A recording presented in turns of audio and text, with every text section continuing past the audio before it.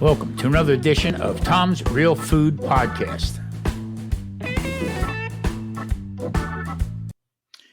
Hey everybody, welcome back. I'm Tom Garber, the Keto Cook. Today on Tom's Real Food Podcast, we are going to be talking about real food. Go figure, right? What I'm going to be doing is I have a bunch of videos that I put together, short videos.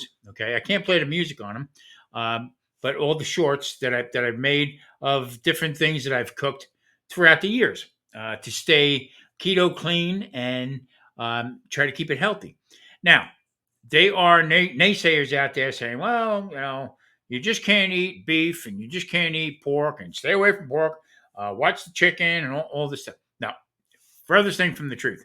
So I'm going to, as I'm showing you these videos, we're going to chat a little bit about how to prepare it, what to look for, and the main thing is to eat clean. To make a big production out of. I watch people, they go out and they spend a ton of money, okay, on all these different items. I use my phone, okay, for say for instance, if you want to look up how many carbs are in, let's say, a baked potato. All right. So what I'll do is I will either speak into it or I'll type it in there. And let me see if you can see this real quick. Let it focus.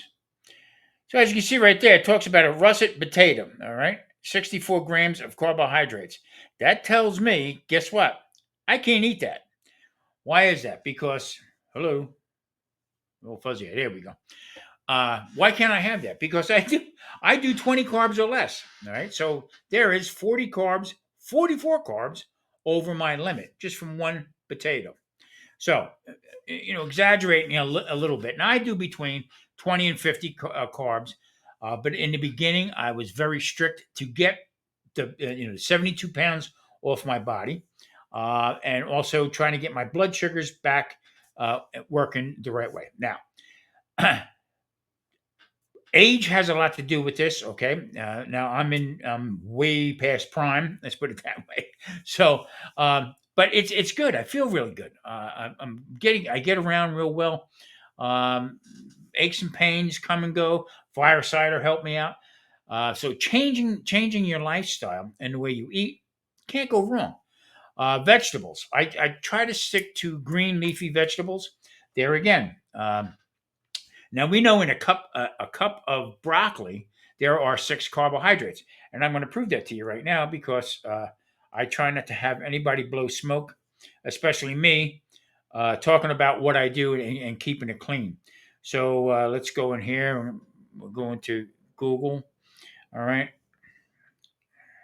Oh, and it's listening to me. I got to get out of there because listen to every word I just said. All right. How many carbs are in a cup of broccoli? There are 6 grams of total carbohydrate in 1 cup of chopped raw broccoli. There you go. Okay. So now a cup of broccoli. How do you measure a cup of broccoli? Well, if it's cut up, whatever. So what I do is I will take a nice sized bowl, put it up, and I'll put whatever I put into it. All right. And me and Marie split that because we do cook for each other. And there's 2 in the house. So a cup of broccoli, believe it or not, is plentiful. All right. So now you have 6 grams of carbs going in. Say we're having a steak. All right.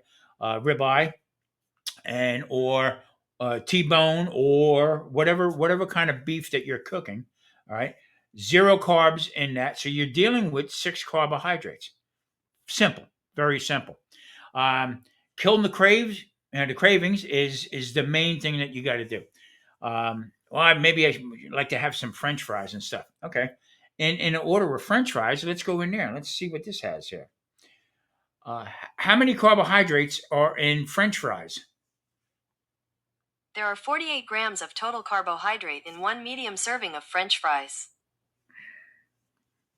48 grams.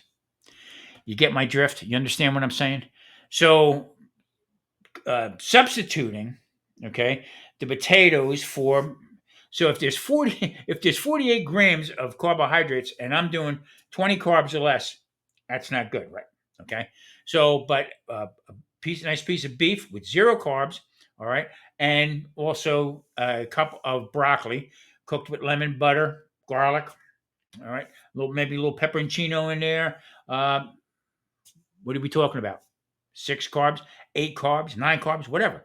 It's not 48 carbs, right? That's going to hurt you as far as why can't I lose weight on this damn diet? This damn diet don't work.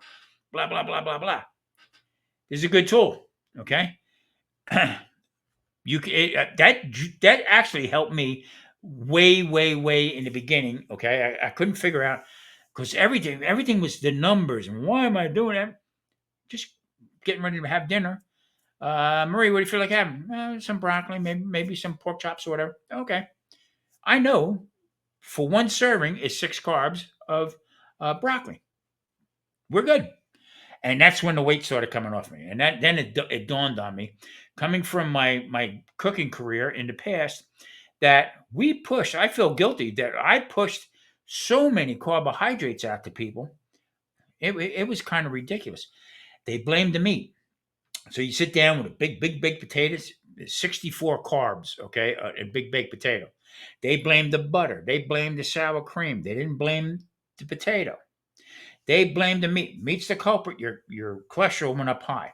So all this together, your insulin's through the roof. Okay, trying to get your sugar back down again because carbohydrates, what they are, nothing but sugar, especially a starchy sugar from a potato. I watch people take a couple videos. Now I don't denigrate anybody or put anybody down.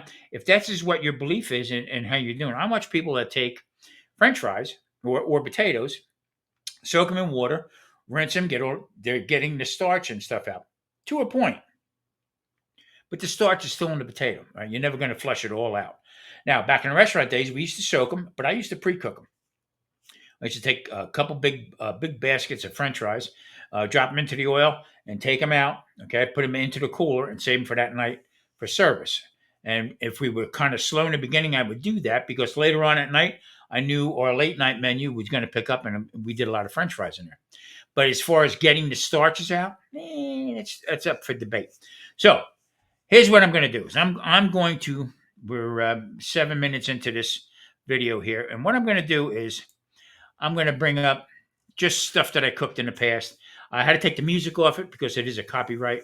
This is all my shorts, not them shorts. These video shorts on YouTube. So ribeye back in the day was the thing to get if you can catch them on sale. They're still good eating. All right, it's got a nice fat to meat ratio. There with a little bit of butter.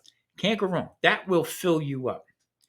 Here, I buy full whole pieces of New York strip. I'll cut them down. I think out of this one particular piece, I think I got like 22 steaks out of it. Now I leave the fat cap on. That's all good eating right there. This is my meat haul that I have here, and this filet mignon that I got, I had to run out of the store because they missed. They put the wrong label on it. Okay, now they fixed it so they don't do that. But I got a good price on it. And now I use a lot of roast beef. I also use tri-tip, also some silver tips and stuff like that. A little bit of horseradish is good. All right. There again, carb count might be a little high on that. Okay, but still gives it a great flavor. That's chaffles right there. Now, what is a chaffle? Chaffle is an egg and cheese mixture seasoned up the way you want, and it's a great substitute for bread. Very filling, very healthy. The combination is 1 egg to a cup or 3/4 of a cup of cheese, whatever kind of cheese you want. It works well with anything. You can season this any way you want. You could put jalapenos in it. You could put anything you want into the chaffle, and it mimics bread. And I got to tell you, they are very filling. And that right there, that I struggled to get to get that one down with the chaffle in it. But that's if I feel like having a sandwich or whatever. And there again, I say kill the cravings, you get away from bread. That works just as fine. Don't buy keto bread. There's no such thing. Don't buy the substitute breads or almond flour and all that stuff. That's the problem. People get into debt buying this stuff. I mean, a stupid bag of almond flour to make non-bread products to mimic bread. Better off making a chaffle. There is pork chops right there with some peppers and and onions. I buy the jarred peppers. All right, and I tell you what, fantastic. This right here is a piece of pork shoulder, Boston butt. It's a smaller one. And what I did was I am cooking this in bourbon. All right. Once that flame burns off, I'll put the lid on it. And I got to tell you, it's fantastic eating. That and some broccoli or some spinach, some Brussels sprouts. Brussels sprouts again. Oh, I hate them. Got to cook them, man. You learn different ways to cook them. Use some bacon. Uh, there again, bacon. People say, "Well, that's all you eat on that thing is bacon." And I can't. No, it's furthest thing from the truth. I haven't had bacon. I don't know how long. All right. Beef. Now these are some of them steaks that I had cut up. I'll put 4 of them on that flat top there, and I'll cook these up. Whether we eat one or two at a sitting in a dinner, well, we'll slice it up, and that'll be like the next day. We'll have sandwiches, or put them on chaffle or whatever. So yeah, I mean, it's simple. It really is simple. Now, this one I put up here just for the sake of the meat prices. This is like last year when they finally started to take off. That was a ribeye right there for $239. Now they're $370. So it's a shame. It really is a shame how. And here's the problem: we're buying it. There's people who pay for that. All right, that's absurd. That right there was a chuck. All right. $155. A year before that, I was buying a full clod of chuck, $55. It's amazing. Burgers, nothing wrong with burgers. Okay, I grind my own. All right? I'll buy the bulk, and I'll grind it up, make my own blend. Usually they're 80-20, 70-30. And there it is. There's my cheeseburger right there. I don't need a bun. I don't need the bread. Just click that out of your mind. Once you get past the stigma of it's got to be on a bun, all right. Once you get past that, you can have it any way you want. Then there's places out here that are really pushing. You can have it with lettuce and a lettuce wrap. I don't want lettuce wrap. I'll eat lettuce the other way. I'll cut that up on a plate, or I'll pick it up and eat it with my hand. Now this cut right here, that is from the cap of a full chuck. There you see.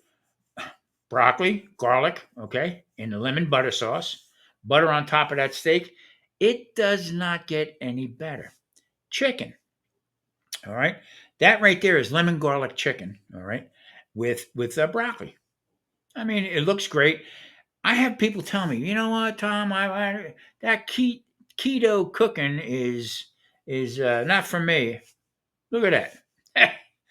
It just blows my mind. Anyway, that's actually that right there was some broccoli with some bok choy that I mixed in together with it. The sauce is made lemon butter sauce. No fillers, no starch, no flour, no nothing like that. That's just from slow cooked. Took down the butter fat all together. Squeeze the lemon in there. I tell you what, it doesn't get any better. So here again, I'm just showing you different cuts that I buy and how I cut it up. Now, through Out of Air, they sent me out. I'm affiliate with them. I'll leave a link in the bottom of this here. I'll buy that bulk stuff right now, cut it up, even vegetables, and put it into the freezer or blanch it in the vacuum sealer. Works out great. You save a lot of money. Here's my go-to right there, olive oil. This is what I cook with, all right? Olive oil, or I will use the fat from the meat itself and butter. Here's the big thing. All right, everybody talks about grass-fed butter, really good olive oil. You got to get the best olive oil there is. They're saying that because either they're affiliate with them or not. Right here, beef shanks. Can't find them in a conventional store. I go to the Mexican market and find it. Can't go wrong with that. You get the bone marrow in there, make a nice gravy. Top of the world, man. You're on top of the world. Seafood gets another bad rap. Oh, there's too much mercury in the water and all this stuff. You're making excuses. Don't make the excuses. The amount of fish that you would have to eat to absorb that much mercury, it would be phenomenal. It'd be a couple boatloads. Right here, New York Strip, with some seared shrimp. Doesn't get better. This is clean keto eating right here. Now there again, a nice roast beef that I had. I believe that was a silver tip.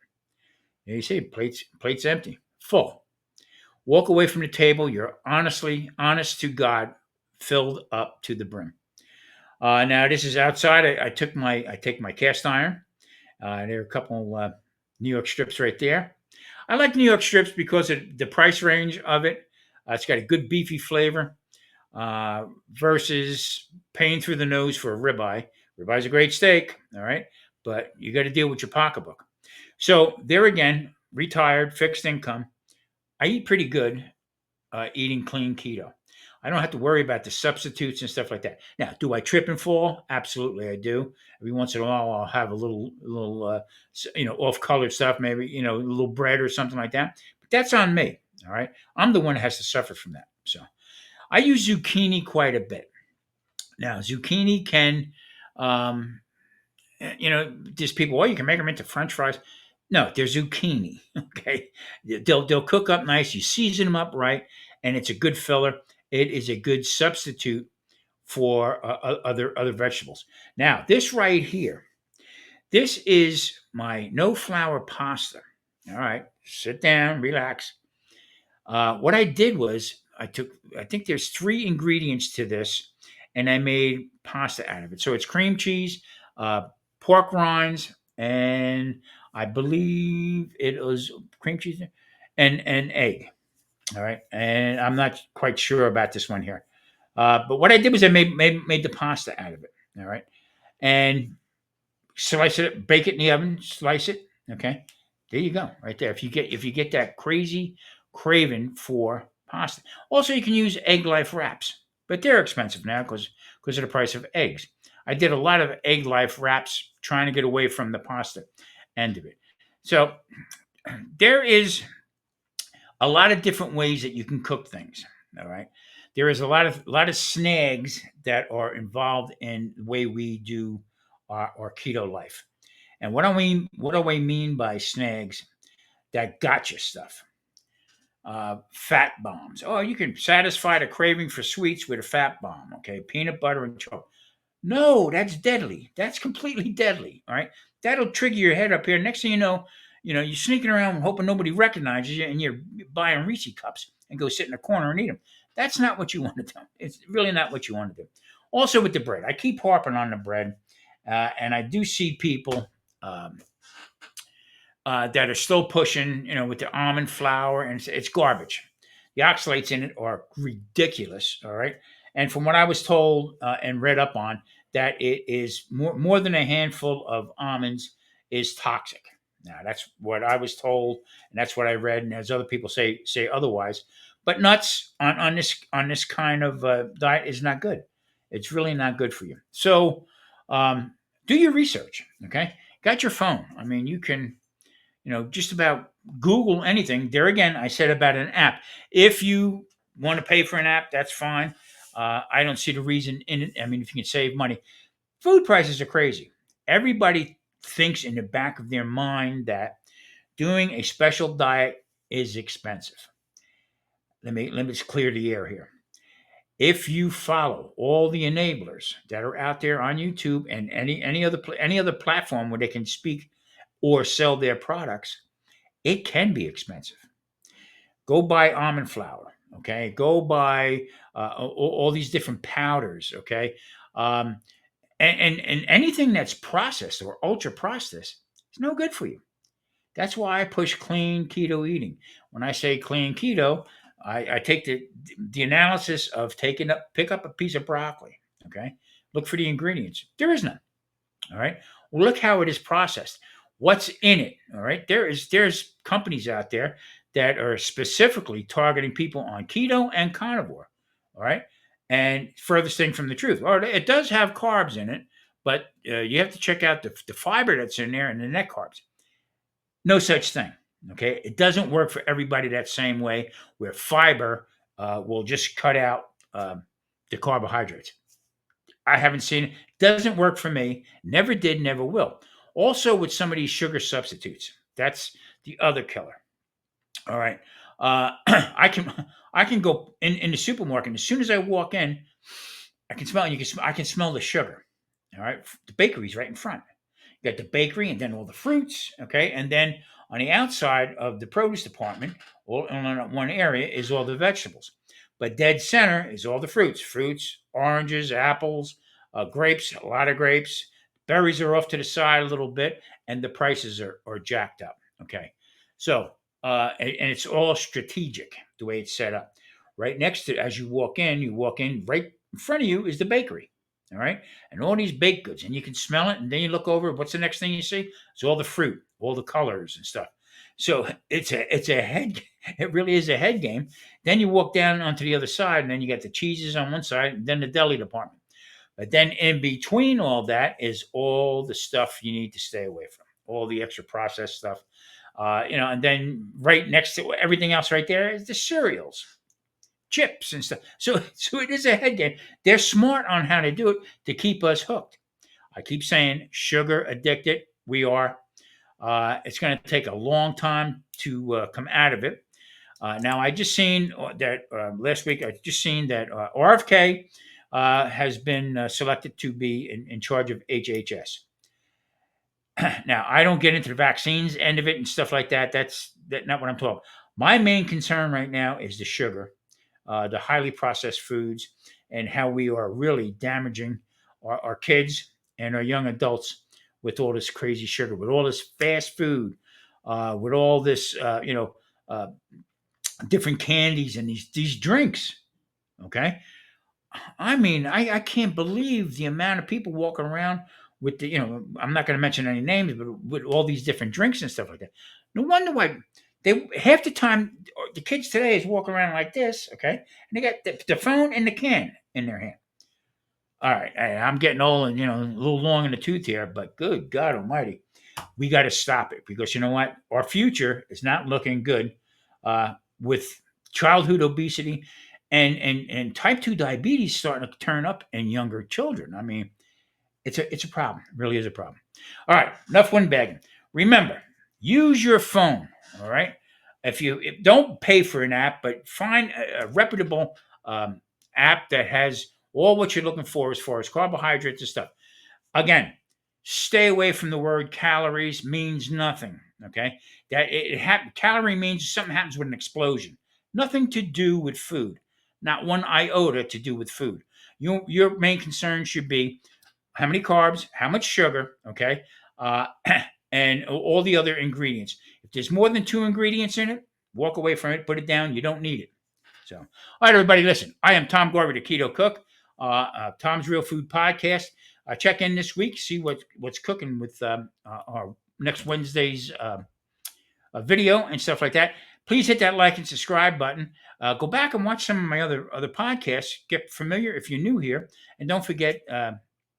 Please stay safe, be kind to one another, and I'll see you next Monday. Take care.